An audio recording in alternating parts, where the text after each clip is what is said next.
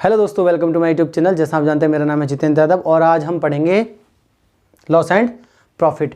तो आज हम पढ़ेंगे लॉस एंड प्रॉफिट के बारे में सारी चीज़ें आज बेसिक करेंगे और कुछ क्वेश्चंस करेंगे। बाकी आप मेरे साथ बने रहें ताकि आपको लॉस एंड प्रॉफिट पूरा समझ में आ जाए। देखिए, क्लास मिस करने से क्या होता है, जो बीच के कंसेप्ट होते हैं वो आपके छूट जाते हैं और आपको क्वेश्चंस करने में बड़ी प्रॉब्लम होने लग जाती है। अगर आप पूरी मैथ्स को सीखना चाहते हैं तो क्लास रेगुलर लें और हमारे साथ बने रहें। अगर आपने पुरानी वीडियोज़ को मेरी नहीं देखा तो परसेंटेज, पाइप एंड टंकी और टाइम एंड वर्क हो चुका है। आज हम चौथा चैप्टर पढ़ रहे हैं, वो है आपका लॉस एंड प्रॉफिट। तो चलिए स्टार्ट करते हैं और देखते हैं कि होता क्या है लॉस एंड प्रॉफिट में। तो देखिए, तो सभी जानते हैं कि आप लॉस एंड प्रॉफिट होता क्या। तो देखिए, जो एक वस्तु होती है ना, पहले बात करते हैं इसकी कुछ चीज़ों की। जो वस्तु होती है उसके तीन मूल्य होते हैं। तो आप कर लीजिए, एक यहाँ पर लिख लें और एक इधर लिख लेते हैं और एक यहाँ पर लिख लेते हैं। एक होता है आपका कॉस्ट प्राइस। क्या होता है कॉस्ट प्राइस? हिंदी में उसे बोलेंगे हम क्रय मूल्य। क्या बोलेंगे? क्रय मूल्य। तो क्रय मूल्य वो होता है जिस पर आप कोई वस्तु क्या कर रहे हैं, खरीद रहे हैं। जैसे हम कहाँ गए, मार्केट गए और मैंने कोई चीज़ 200 रुपये की खरीदी, तो वो है क्रय मूल्य, हमने खरीदी है। एक होता है सेलिंग प्राइस, आपने जो खरीदी है तो दुकानदार ने आपको बेची है, तो आपने अगर उसने 200 रुपये में आपको बेची है तो उसके लिए वो है सेलिंग प्राइस। तो सेलिंग प्राइस क्या होता है? विक्रय मूल्य। हिंदी में बोलेंगे हम विक्रय मूल्य। और एक और होता है, अगर आप दुकान में जाते हैं तो आपने देखा होगा MRP लिखा रहता है, आप उसे कहते हैं अंकित मूल्य। क्या कहते हैं आप उसे? अंकित मूल्य कह लो, आप सूची मूल्य कह लो, कुछ भी कह लो, ये लिखा रहता है। और आपको पता है कि अगर आप छूट लेते हैं उससे, क्या लेते हैं? छूट। कि भाई मेरे को जैसे कोई चीज़ 20 रुपये का उस पर लिखा हुआ है अंकित, तो मैं कहता है यार थोड़ी छूट दे दो, तो वो उसी पर देता है। वो क्या करता है कि 20 लिखा हुआ था, आप 19 दे दो, है ना, 1 रुपये क्या कर देगा? छूट। तो याद रखना कि जो छूट दी जाती है वो किस पे दी जाती है? अंकित मूल्य पर। अब देखिए, कुछ बातें हम और सीखते हैं। जैसे होता है लाभ हानि, है ना। तो लाभ क्या होता है? लाभ हमें तब होगा जब हम भाई कम में खरीद के लाए और ज़्यादा में बेच दिया। यानी कि आपका सेलिंग प्राइस जो होना चाहिए SP, वो ज़्यादा होना चाहिए किससे? CP से। तो बस लाभ जो होगा वो SP माइनस CP, यानी कि आप कितने में खरीद कर लाए और कितने में मैंने बेच दी। जैसे मैं कोई चीज़ 100 रुपये की खरीद के लाया और मैंने किसी को 120 में बेच दी, तो आप कहेंगे भाई मैंने 20 रुपये का लाभ कमाया। तो जो लाभ होता है वो क्या होता है? SP minus CP। और जो हानि होती है वो कब होती है? भाई हम ज़्यादा में खरीद कर लाए और हमने क्या कर दी? कम में बेच दी। तो CP ज़्यादा होगा तब SP कम होगा, तो आपको क्या हो जाएगी? हानि। अब हम निकालते हैं हानि प्रतिशत और लाभ प्रतिशत। तो देखिए, लाभ प्रतिशत के लिए क्या करना पड़ता है? लाभ निकालना आपने, तो आप लिखेंगे लाभ। और जो लाभ और हानि निकलती है वो आप हमेशा याद रखना, वो किस पे निकलती है? क्रय मूल्य पर। जब तक दिया ना हो कि भाई सेलिंग प्राइस पर हानि निकालिए, लाभ इस पर निकालिए, तो आपको बोला जाएगा कि लाभ और हानि किस पर निकलेगी, तो आप याद रखना कॉस्ट प्राइस, यानी कि आपके क्रय मूल्य पर ही लाभ और हानि निकलती है। तो हम नीचे लिखते हैं CP इंटू 100, है ना, प्रतिशत में बदलने के लिए, क्योंकि प्रतिशत लगा रहे हैं। सेम यहाँ पर अगर आप हानि प्रतिशत निकालना चाहते हैं तो आपको क्या करना पड़ेगा? यहाँ हानि बटे में CP इंटू 100। तो बस आपको ये बात याद रखनी है अपने दिमाग में, या नोट करके लिख लीजिए कि जो लाभ और हानि होगा उसका परसेंट किस पर निकलता है? आप कहेंगे वो क्रय मूल्य पर निकलता है। और जो हम छूट देते हैं, डिस्काउंट, वो हम किस पर देते हैं? वो आप कहेंगे हम देते हैं अंकित मूल्य पर। इस पर और इस पर सिर्फ और सिर्फ क्या दिया जाता है? आप कहेंगे लाभ और हानि। तो बस आपको याद रखना है कि इस पर लाभ और हानि होता है और इस पर क्या होता है? छूट दी जाती है। तो बस आपको बस अभी फिलहाल के लिए इतनी बातें याद रखनी है कि भाई देखिए, लाभ को किससे दिखाते हैं? P से। प्रॉफिट होता है, आप ऐसे भी लिख सकते हैं सिंबल, क्योंकि हम सिंबल का यूज़ करेंगे। तो लाभ को दिखाते हैं आप किससे? P से। और हानि को किससे दिखाते हैं? लॉस, तो L से दिखा देते हैं। तो अब हम यूज़ करेंगे इन्हीं का ही कि SP, CP और P, लॉस के लिए L दिखा देंगे, है ना। तो आई होप आपको ये बात समझ में आ गई होगी। अब चलिए समझते हैं इसे एक क्वेश्चन से। मैं इसे कर देता हूँ रफ। देखिए, नोट्स जरूर बनाएं ताकि आपको बार बार, आपने बहुत सारे टीचरों से पढ़ा होगा, लेकिन मैं आपको बिल्कुल बेस से और पूरा कोर्स करा रहा हूं ताकि आप मेरी वीडियो से एक बार देखने के बाद कम से कम खुद मैथ्स में अच्छा कर पाएं, है ना। अच्छा स्कोर करने के लिए आपको मैथ्स के कंसेप्ट होना बहुत जरूरी है। देखिए, मैथ्स खाली पढ़ने से, यानी कि मेरे पढ़ाने से आपको नहीं आ जाएगी जब तक आप खुद उसे किताब लेकर सॉल्व ना करें। आपको क्या करना है, मेरी वीडियोज़ देखने के बाद किताब से जरूर क्वेश्चंस को करना है। जैसे मैंने अभी परसेंटेज पूरा करा दिया है, आप मेरी पूरी परसेंटेज की वीडियोस देखें, प्रैक्टिस क्वेश्चंस को उनके करें और उसके बाद कोई भी बुक उठाएं और उसे करें। अगर तब नहीं आते हैं तब आप कहें कि हमें ये बात समझ में नहीं आई, आपने ये क्वेश्चन नहीं कराया, है ना। मैंने उसमें सारे 10 पार्ट कराए हैं, आपको परसेंटेज के सारे पार्ट उसमें लिए हुए हैं। तो चलिए, जैसे हमें इसमें दिया हुआ है कि भाई 630 रुपये में 12.5% के लाभ पर बेची गई किसी वस्तु का मूल्य बताओ, यानी कि क्रय मूल्य बताओ। तो हमें कितने में बेची गई है भाई, 630 रुपये में बेची है, लेकिन 12.5% के लाभ पर। तो आप जानते हैं कि 12.5% का मतलब कितना होता है, परसेंटेज देखा होगा तो आप कहेंगे भाई 1/8, यानी कि अगर मैं 8 रुपये में खरीद के लाया था तो भाई मैंने 1 रुपये का फायदा लिया होगा, तभी तो 9 रुपये में बेची होगी। तो हमने कह दिया भाई हमने 1 रुपये का फायदा लेके बेची 9 में। तो क्वेश्चन बोल रहा है कितने में, 630 में। तो मेरे हिसाब से 9, क्वेश्चन के हिसाब से 630, तो 9 7 63, यानी कि एक रेशियो की वैल्यू 70 आ गई। तो जो पिछला मूल्य यानी कि कॉस्ट प्राइस होगा वो भी कितना होगा, 70 गुना। तो 8 7 56 560 आपका क्या होना चाहिए था, कॉस्ट प्राइस। देखिए 560 को अगर मैं 12.5% लाभ पर बेचूंगा तब जाकर मुझे कहीं 630 रुपये का क्या मिलेगा, विक्रय मूल्य मिलेगा। तो चलिए आई होप ये क्वेश्चन क्लियर हो गया होगा। देखिए कुछ नहीं करना, 12.5% का लाभ ले रहा है तो आप क्या करो, बस लाभ ले रहा है तो ये जोड़कर लिख लो, हानि होती तो हम घटाकर लिख लेते उसी बात को। चलिए और क्वेश्चन लेते हैं। जैसे एक बोला हुआ है कि एक दुकानदार 300 रुपये की एक वस्तु खरीद कर लाया, तो भाई सीपी होगा। सीपी कितना है, 300 रुपये। 300 रुपये की खरीद कर उसे 500 में बेच देता है, तो एसपी दे रखा 500 में बेच देता है। तो हमसे पूछा हुआ है कि भाई लाभ प्रतिशत बताओ, तो आप बताओ लाभ कितने का हो गया। तो भैया आप कहेंगे 200 का। कितने का हो गया, 200 का। और देखिए नीचे क्या रखते हैं, तो मैंने बोला था सीपी क्रय मूल्य, तो 300।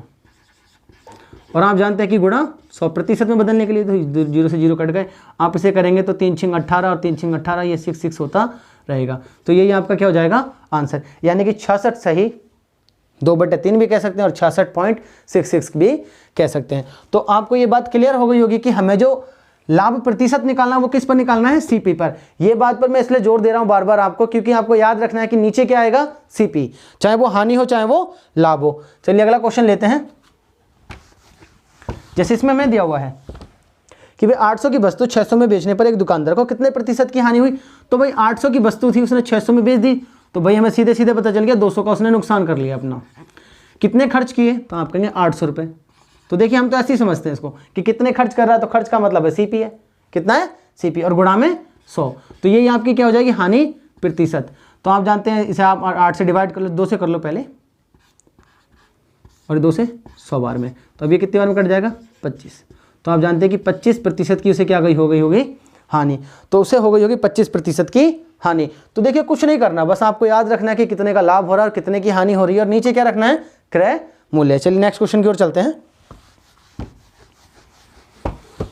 जैसे इसमें हमें दिया हुआ है कि भाई एक दुकानदार को 440 रुपये में एक वस्तु बेचने पर 10% का लाभ हुआ। अब देखिए 10% का लाभ हो रहा है, तो आप जानते हैं कि 10% का मतलब 1/10, तो बस 10 की हम खरीद कर लाए, 1 रुपये का लाभ लिया, तो हमने कितने में बेच दी, आप कहेंगे हमने बेची 11 में, लेकिन क्वेश्चन बोल रहा है कि 440 में बेची, तो 11 चौक 44, 40 गुना है ये, तो ये भी कितना होगा 40 गुना। तो वो कितने में लाया होगा भाई, 400 में लाया होगा और 440 में बेची है, तो उसे कितने % का फायदा हो गया, आप कहेंगे उसे हुआ 10% का फायदा। तो बस आपको ऐसे ही इन्हें समझना है।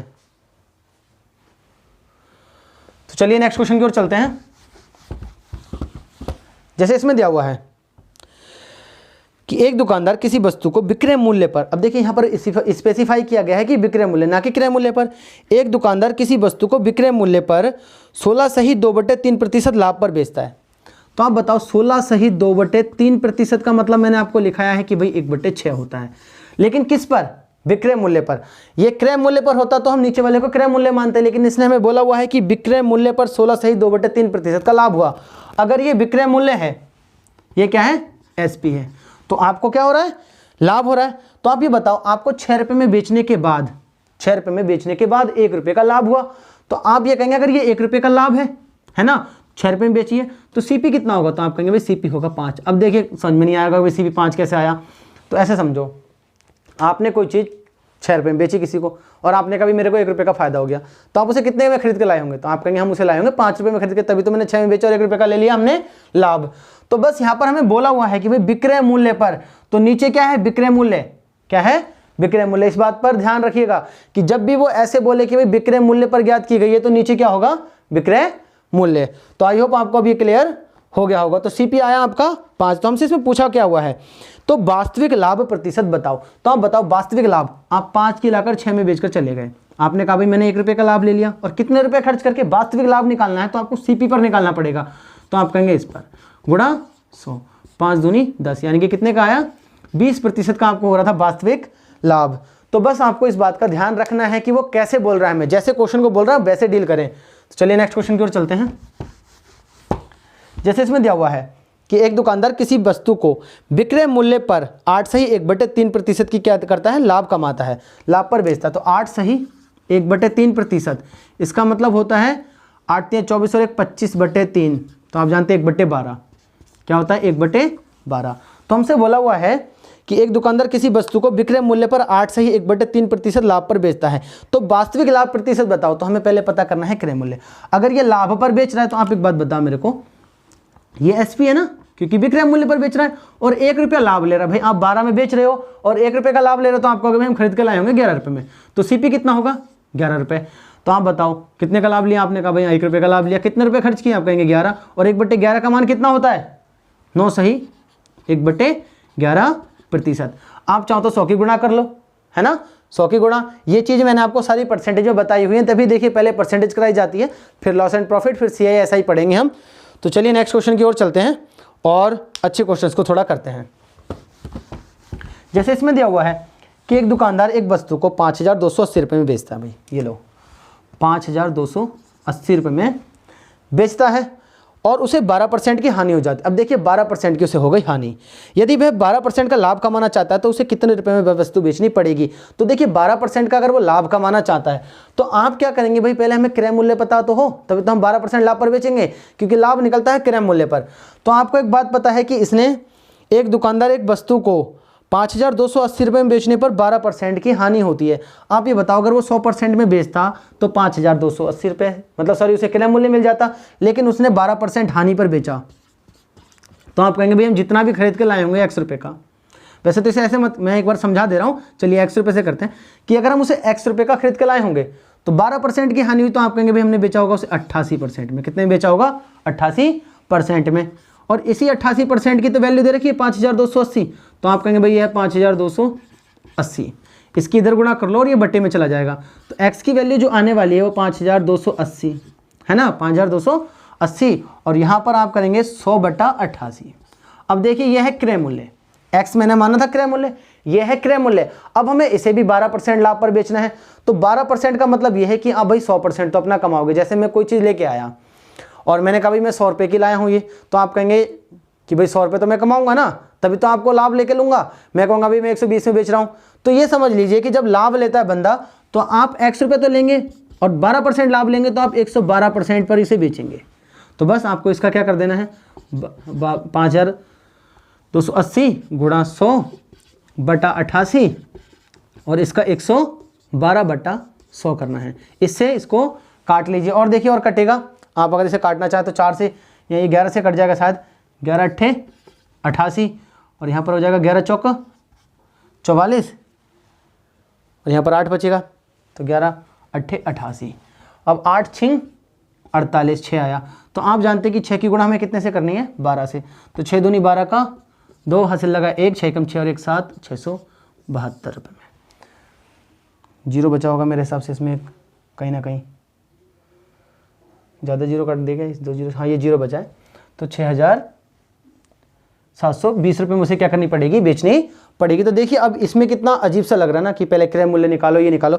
तो बस आपको एक बात यहाँ पर याद रखनी है जो अब मैं करने वाला हूँ, कि हम इन क्वेश्चंस को ऐसे डील करने की कोशिश करते हैं कि भाई हमने कितने में बेची थी, 5280 रुपये में, है ना, डायरेक्ट हम करेंगे। अब आपको पता है कि ये विक्रय मूल्य है ना, और उसे 12% की क्या हो गई, हानि। तो बस आप यहाँ उल्टा करके घटा कर लिखो कि हानि हुई तो भाई घटा कर लिख दो। तो 88 100%, ये देखिए वही चीज़ आ गई जो मैंने यहाँ पर की, 88 और यहाँ पर। तो जब भी आपको ये विक्रय मूल्य हो और हानि और लाभ हो रही है, हानि हो रही तो घटा कर लिख लो, लाभ हो रहा है तो जोड़ कर लिख लो, और जो परसेंटेज हटाते हैं वो ऊपर 100 चला जाता है। अब इसे रफ कर लेते हैं। अब हमें बोला है कि भाई ये मिल गया हमें क्रय मूल्य। मैं देखिए डायरेक्ट बोल रहा हूँ, ये है हमारा क्रय मूल्य। अगर ये क्रय मूल्य है और आपको क्या बेचना है, अब लाभ पर बेचना है, तो अब ऊपर मल्टीप्लाई होगी।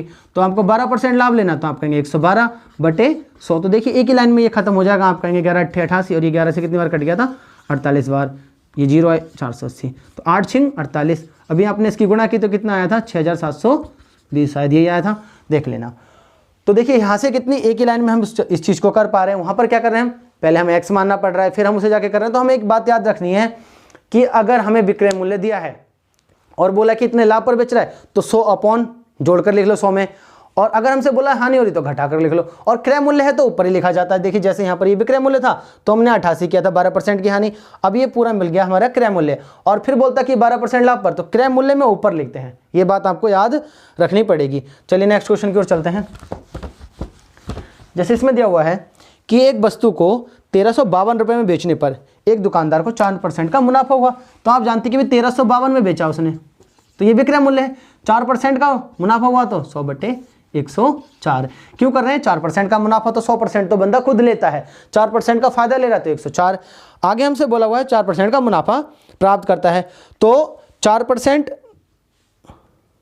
मुनाफा प्राप्त करता है, तो 14% मुनाफा कमाने के लिए 14% मुनाफा कमाने के लिए उसको इसे कितने रुपए में बेचना पड़ेगा? तो हमें कमाना है 14% का मुनाफा, तो आप कहेंगे भैया अब 114 रुपये में बेचेंगे, बट्टे में 100। इस 100 से ये 100 कट गया। आप इसे कितनी बार में काट सकेंगे? 13 चौक 52, 4 बार में ये पूरा कट जाएगा। तो आपका बचा 4 गुणा 114, 4 चौक 16 का 6, यहाँ से लगा 1, 4 एकम 4 और 1 5, 456। कितना आ जाएगा आपका? 400, सही किया, 13 चौक 52, ये 114 रुपये। 14% मुनाफा कमाना है तो 114, 13 चौक, सॉरी ये 13 बार में कटेगा, गलत काट दिया, 104 है तो कितनी बार में कट जाएगा? 13 चौक 52 और 13 एकम 13। तो 13 की गुणा आपसे कितने से करनी है? 114 से। कितने से करनी है? 114 से। तो बस 13 चौक 52 का 2 हासिल लगा, क्या लिख रहा हूँ, 13 चौक 52 का 2 हासिल लगा 5, 13 एकम 13 और 5 आप कहेंगे 18, 18 का 1 हासिल लगा 1, 13 एकम 13 और 1 14। तो हमें कितने में बेचनी पड़ेगी? वो 1482 रुपये में बेचनी पड़ेगी। तो देखिए बस आपको इतनी ही बात याद रखनी है कि अगर विक्रय मूल्य दिया है तो आप जोड़कर और घटाकर नीचे लिखें, और अगर आपको क्रय मूल्य दिया है तो जोड़कर और घटाकर ऊपर लिखें। तो आई होप आपको भी क्लियर हो गया होगा। चलिए एक और क्वेश्चन ऐसा ही लेते हैं और समझते हैं उसे भी।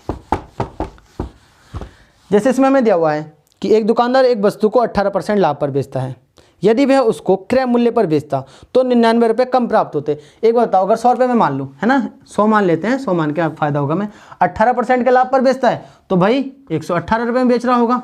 कितने बेच रहा होगा? 118 रुपये में। ये सीपी है कि भाई हम 100 में लाए, 18% के लाभ पर बेच दिया, एसपी हो गया। अब उसने बोला कि यदि वह उसे कितने रुपये में बेचता? क्रय मूल्य पर ही बेचता, यानी कि 100 रुपये में ही बेच देता। तो आप ऐसे कर सकते भाई 100 की लाया और 100 की ही उसने क्या कर दी? बेच दिया। 100 की लाया और 100 की ही क्या कर दी? उसने सेल कर दी। तो अगर 100 में ही लाया और 100 में ही बेच दी तो उन्होंने बोला 99 रुपये कम मिलते हैं। आप बताओ कितने रुपये कम मिल रहे हैं? तो आप कहोगे भाई 18 रुपये कम मिल रहे हैं, और क्वेश्चन के हिसाब से 99 रुपये कम मिल रहे हैं। तो हमसे बोला हुआ है इसमें, तो वस्तु का क्रय मूल्य आपको बताना है। तो वस्तु का क्रय मूल्य आप जानते हैं, वस्तु का क्रय मूल्य कितना? आप कहेंगे 100 है भाई। तो हम क्या करेंगे? एक की वैल्यू निकालें, तो आप कहेंगे 99/18 आपको निकालनी है 100 की। तो आप इधर 2 जीरो चिपकाएंगे, इधर 2 जीरो चिपकाएंगे तो इधर भी क्या हो जाएगा? 2 जीरो चिपका लीजिए। तो आप काटेंगे 9 दूनी 18, 9 एकम 9, 9 एकम 9, और इसे 2 से 50 बार में, तो 11 पंजे 55, 550 रुपये आपका क्या आ गया? वस्तु का क्रय मूल्य आ गया। तो देखिए कुछ नहीं करना है, 100 रुपये में था, 18% के लाभ पर बेच रहा था तो 118 में बेचेगा। उन्होंने बोल दिया कि अगर वो क्रय मूल्य पर ही बेचता, क्रय मूल्य का मतलब 100 में लाया था, 100 में बेच दी, तो कितने रुपये का कम में बेचना पड़ रहा है उसको? आप कहेंगे भाई 18। क्वेश्चन बोल रहा है 99। एक रेशियो की वैल्यू निकालिए। देखिए रेशियो हमेशा अपने हिसाब से निकाला जाता है कि भाई मेरे हिसाब से कितनी आ रही है? 18, और क्वेश्चन ने 99। आप ये नहीं कि 99 को बट्टे में ले आए, 18 ही बट्टे में जाएगा जो हमारे हिसाब से आंसर आया है, तभी रेशियो जाके निकलता है। चलिए नेक्स्ट क्वेश्चन लेते हैं और समझते हैं उसे भी। देखिए जैसे इसमें दिया हुआ है कि एक व्यक्ति अपनी वस्तु को 4% नुकसान पर बेचता है, 4% नुकसान पर बेचता है। तो आप कहेंगे भाई 100 की लाया, उसने 4% नुकसान पर बेच दिया। 4% नुकसान में बेचा तो आप कहेंगे 96 में बेचा होगा, क्योंकि 100 का 4% 4 ही होता है।